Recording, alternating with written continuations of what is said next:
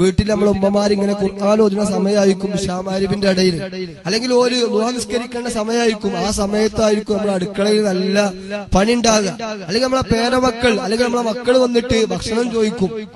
ആ ചോദിക്കുന്ന സമയത്ത് നമ്മളെ ഉമ്മമാരിങ്ങനെ പറഞ്ഞിട്ടാണ് ഈ ഭക്ഷണം വിളമ്പ. ഞാൻ പോതുന്ന സമയ അത് മുടക്കി അപ്പൊ ഓരോരുത്തർക്കൊണ്ട് വിശക്കാൻ തുടങ്ങുന്നൊക്കെ പറഞ്ഞിട്ട് അതിങ്ങനെ ചൊല്ലി പറഞ്ഞിട്ടാണ് ഉമ്മമാരിങ്ങനെ ഭക്ഷണം വിളമ്പ അല്ലേ. അപ്പോ ഒരുപക്ഷെ അവിടെ ഖുർആൻ ഓതുന്നതിനേക്കാൾ ദിക്ർ ചൊല്ലുന്നതിനേക്കാൾ ഏറ്റവും ശ്രേഷ്ഠതയുള്ള അമല് ഒരുപക്ഷെ ആ മക്കൾക്ക് ഭക്ഷണം കൊടുക്കലായിരിക്കും, അല്ലെങ്കിൽ നമ്മുടെ ഭർത്താവിന് ഭക്ഷണം കൊടുക്കലായിരിക്കും.